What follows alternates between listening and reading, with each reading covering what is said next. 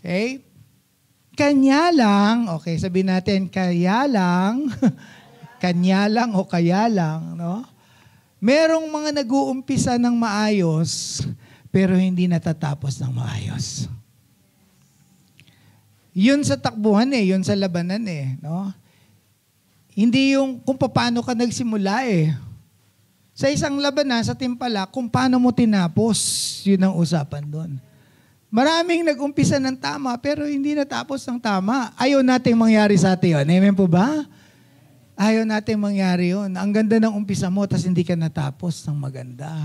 Yan ang aralin o ang leksyon sa buhay ni Haring Asa. In the final years of Asa's reign, number 1, he put his trust on man rather than God. Number 2, he was filled with pride and would not listen to the man of God anymore. Lord, I pray huwag mangyari ito sa mga anak ng Diyos. Number 3, when he got sick, he did not ask help from God, but put his trust on his physicians. Hindi natin sinasabi dito na masama ang mga physicians. Pero kapag mas nagtiwala ka dun sa magagawa ng physician kaysa sa magagawa ng Panginoon, yun ang problema. Amen po ba? So sabi dito sa 2 Chronicles chapter 16 verse 2, Asa responded by removing the silver and gold from the treasuries of the temple of the Lord and the royal palace. He sent it to King Ben-Hadad of Aram, who was ruling in Damascus, along with this message. Let there be a treaty between you and me like the one between your father and my father. See, I am sending you silver and gold. Break your treaty with King Baasha of Israel so that he will leave me alone. No? Kasi ang nangyari, nung later years nung nagtagal na, etong hari ng Israel, no, na si Baasha, ay tinreten si King Asa ng Judah. Pero brother country nila yan Israel tsaka Judah. Israel sa north, Judah sa south. Sa pagitan nila, nandun yung Rama, yung borderline. Ang ginawa nitong hari ng Israel, naglagay siya ng mga harang doon, no? Para yung mga, wala makakapasok kay Asa, wala ring makakalabas. So natakot si Asa. Natakot siya doon sa hari ng Israel. Ang ginawa niya, nakipag-alyansa siya doon sa King of Aram. At ang ginawa niya, ang malungkot doon, yung mga silver and gold, no, na mga pag-aari ng Diyos sa templo, yun yung kinuha niya na ipang-bribe doon sa King of Aram. So sa mga panahon na lumipas, hindi nakalimutan, di umano, ni Asa, yung ginawa ng Panginoon na pinagtanggol siya laban kay Zerah. Hindi na ang Diyos ang tinawagan niya. Nagtiwala na siya doon sa magagawa ng tao. At kumuha pa siya ng mga sacred things sa pag-aari ng Diyos. Yun pa yung ipinangsuhol niya. Oh, hallelujah. This is a very sad part dun sa buhay ni King Asa, no? So, nung nagawa niya yun, eto na si Hanani. Okay? Or si Hanani na propeta. 2 Chronicles 16:7. At that time, Hanani, the seer, came to King Asa and told him, because you have put your trust in the king of Aram instead of in the Lord your God, you missed your chance to destroy the army of the king of Aram. Tinulungan talaga siya ng king of Aram. Ginulo yung Israel sa northern part. Kaya nag-retreat yung mga army ng king of Israel doon sa Rama. Kaya natanggal ni Asa yung mga inilagay na mga harang. Pero mali yung ginawang hakbang ni Haring Asa. Dito. No? So, ang Diyos, laging nagpapadala ng mensahero. Amen po ba? Hanani means God is gracious. May grace pa rin ang Panginoon. Winarningan pa rin siya. Sinabihan pa rin siya. Baka sakaling magsisi.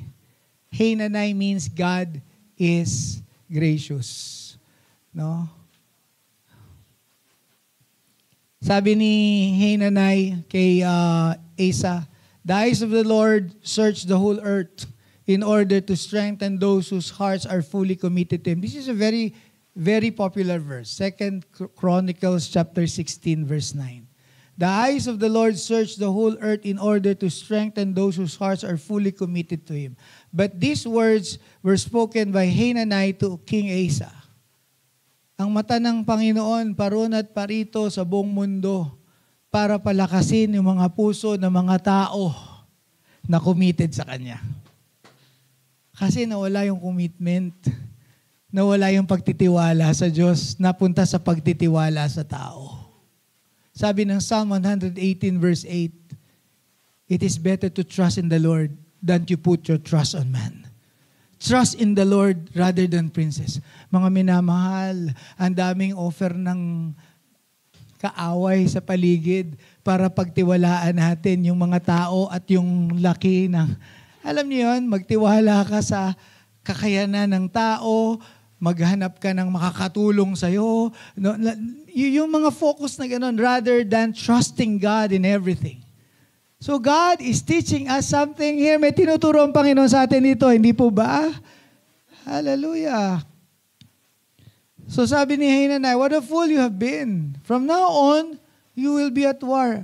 Alam mo yung ginawa ni Asa? Sabi sa verse 10, Asa became so angry with Hanani for saying this, that he threw him into prison and put him in stocks. Nagalit siya. Hindi niya pinakinggan yung lingkod ng Diyos. Nagalit siya sa lingkod ng Diyos, pinakulong doon sa bodega.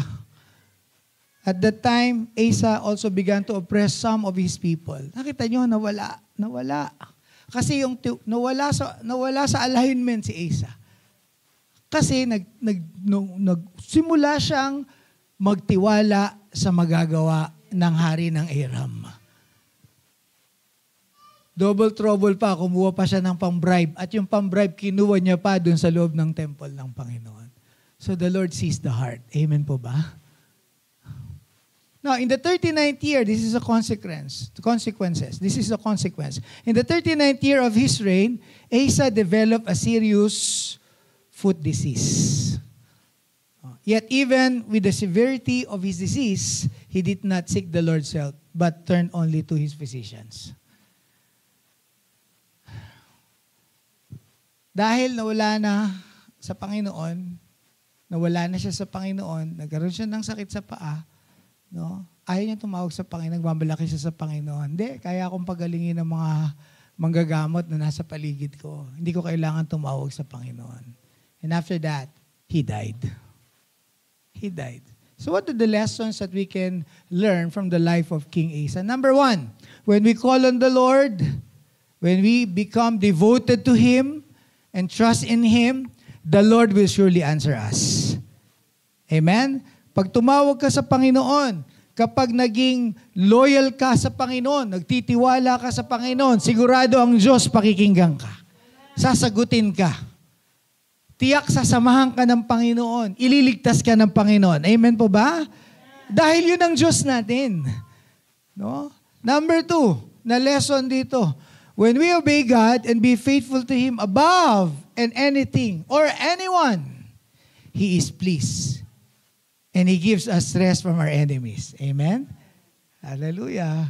And number 3, ito yung number 3, ito maganda. When we reach the final days of our lives, ibig sabihin, kahit gaano ka na katagal sa Panginoon, dapat mas lalong nagkakaedad ka, mas lalo kang nagiging faithful sa Diyos. Amen! Woo! Start well, finish well. When we reach the final days of our lives, let us continue to be humble and be devoted to God, no matter what happened. So that we will not fall into the same consequences of the sins of King Asa. Sabi nga ng Proverbs chapter 3, verse 5 and 6, trust in the Lord with all your heart. Do not depend on your own understanding. Seek His will in all you do, and He will show you which path to take. Paano natin gagawin yan? Sabi mo sa katabi mo, just look unto Jesus. Salamat dahil ang banal na Espiritu ay kasama natin at lagi tayong sinasabihan, mag-focus ka sa Panginoon. Mag-focus ka sa Panginoon. Tumingin ka sa Panginoon. Sabi ng Hebrews 12:2, we do this by keeping our eyes on Jesus, the champion who initiates and perfects our faith. Because of the joy awaiting him, he endured the cross, disregarding its shame. Now, he is seated in the place of honor beside God's throne. Did we learn something today? Hallelujah. Hallelujah. Sabi mo sa katabi mo, mahaba-haba pa yung tatakbuhin natin. Hallelujah. Nawa maging matapat tayo sa Panginoon hanggang sa wakas. Amen? Merong mga dadating talaga na mga pagsubok sa buhay. Huwag kang matakot. Patuloy kang magtiwala sa Panginoon.